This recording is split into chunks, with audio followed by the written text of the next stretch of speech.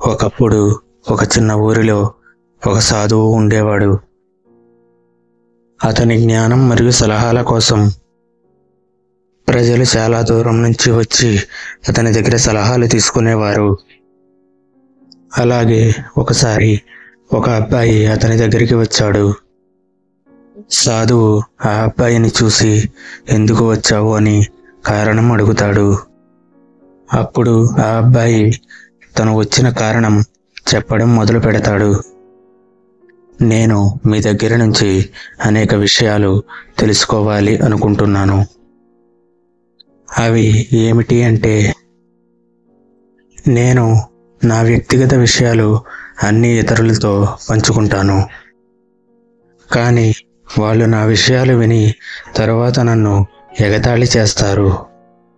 కానీ నేను మాత్రం నా విషయాలు ఎవరికీ చెప్పకూడదు అని ఎంత ప్రయత్నించినా కుదరడం లేదు అని చెబుతాడు.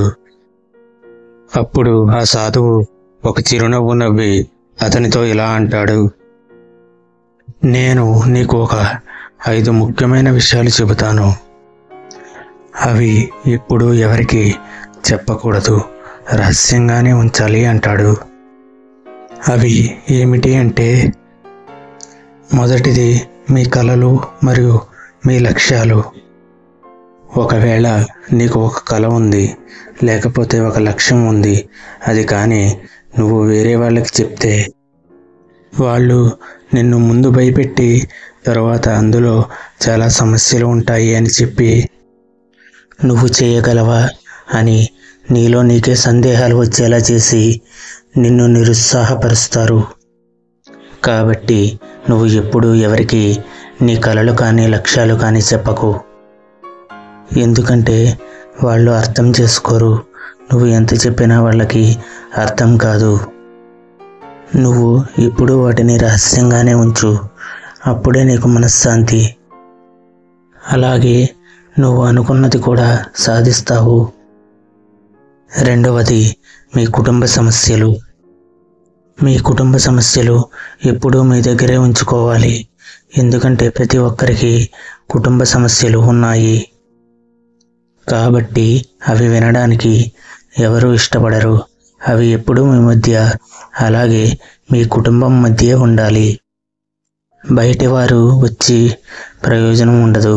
పైగా అది ఇంకా ఇబ్బందిని కలిగిస్తుంది. కాబట్టి ఎవరైనా మీ కుటుంబ సమస్యలలో జోక్యం చేసుకోవాలని చూస్తే మీరు వెంటనే ఆ మాటలను వేరే వైపు మార్చండి. కుదరకపోతే మొహమాటం లేకుండా చెప్పండి, దయచేసి మా కుటుంబ విషయాలలో కలగజేసుకోవద్దు అని. మూడవది మీ ఆదాయం. ఒకవేళ మీరు ఎంత సంపాదిస్తున్నారు, ఎలా సంపాదిస్తున్నారు అన్నది వేరే వాళ్ళకి చెప్పడం వల్ల మీకు మీరే సమస్యలు తెచ్చుకున్నట్టు. ఎలా అంటే, మీరు తక్కువ సంపాదిస్తే అది మీకు సరిపోవచ్చు, కానీ వేరే వాళ్ళు మాత్రం మిమ్మల్ని నిరుత్సాహపరుస్తారు.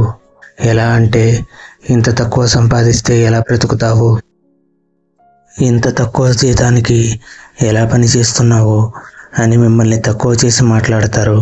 ఆ మాటలు మీకు బాధ కలిగించవచ్చు. అంతేకాదు, వాళ్ళు మిమ్మల్ని చులకనగా చూస్తారు. అది మిమ్మల్ని, మీ మనశ్శాంతిని పాడు చేస్తుంది. ఒకవేళ మీరు వాళ్ళకంటే ఎక్కువ సంపాదిస్తే అది చూసి వారు తట్టుకోలేరు. అది కూడా ప్రమాదమే. నాలుగవది మీ తదుపరి ఆలోచన. మీరు కనుక మీ తదుపరి ప్రణాళిక ఏంటో పక్క వాళ్ళకి చెప్తే వాళ్ళు మీ ఎదుగుదలను అడ్డుకోవచ్చు. ఎప్పుడైతే మీ ఆలోచనలు పక్కవారికి చెప్పరో అప్పుడు మీరు అనుకున్న దానికంటే ఇంకా తొందరగా మీ పని పూర్తి చేస్తారు. అంతేకాదు, అలా చెప్పడం వల్ల వాళ్ళు మీ ఆలోచనలు మార్చవచ్చు. అప్పుడు మీరు మీ సొంత నిర్ణయాలు తీసుకోలేరు. దానివల్ల మీరు అనుకున్నది సాధించలేరు. ఆఖరిది మీరు చేసే దాన ధర్మాలు. మీరు ఎవరికైనా ఏదైనా మంచి చేస్తే అది మీ దగ్గరే రహస్యంగా ఉంచండి. మనం చేసే మంచి ఎవరికీ తెలియకూడదు. ఒకవేళ అది వేరే వాళ్ళ ద్వారా తెలిస్తే తెలియనివ్వండి. ఎందుకంటే జనాలు ఎప్పుడు మనం ఏం చేస్తున్నామని మనల్ని గమనిస్తూనే ఉంటారు. మీరు మాత్రం వినయంగా ఉండండి అని ఆ సాధువు ఆ అబ్బాయితో మన విషయాలు రహస్యంగా ఉండడం ఎంత అవసరమో చెప్తూ ఉంటాడు. ఆ అబ్బాయి ఆ విషయాలను చాలా శ్రద్ధగా వింటాడు. అంతేకాదు ఇంకెప్పుడు కూడా తన విషయాలు ఇతరులతో పంచుకోను అని మాట ఇస్తాడు.